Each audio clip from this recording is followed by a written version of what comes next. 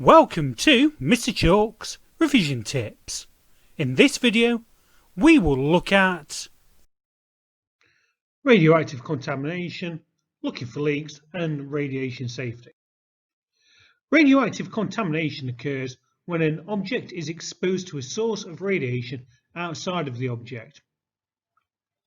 It occurs if the radioactive source is or on the object. It doesn't cause the object to become radioactive. A contaminated object will be radioactive for as long as the source is on it or near it. Irradiation is the process of exposing a material to alpha, beta or gamma radiation.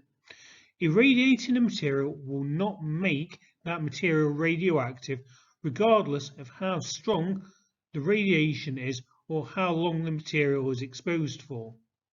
The only way the material can become radioactive is if that material becomes contaminated. So contamination is where small amounts of the radioactive isotope leak into the material.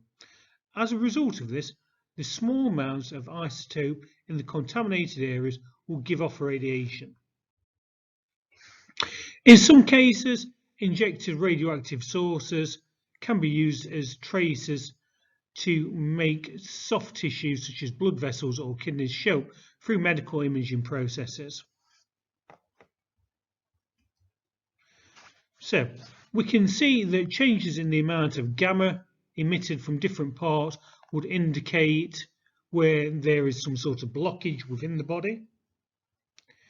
In medical applications that involve injecting radioactive sources, efforts are made to ensure that the contamination does not cause any long-term effects.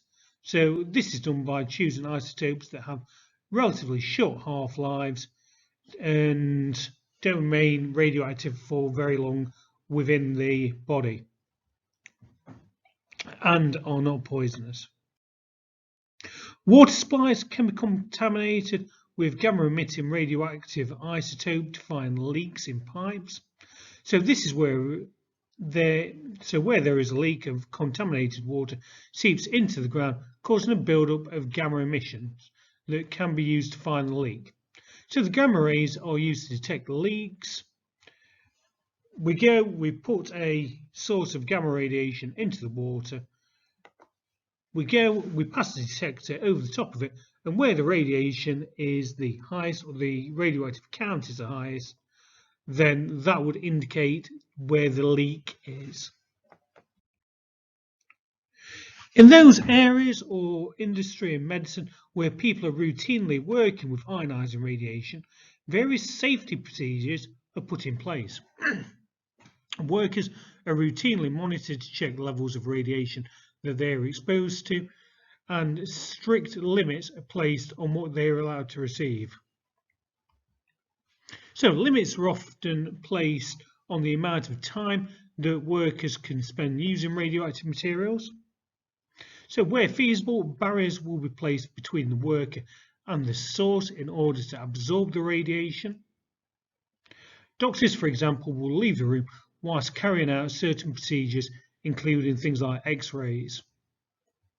And it often takes time for the harmful effects of radiation to emerge. So as a result of this, in the first half of the 20th century, the harmful effects of radiation were not completely understood.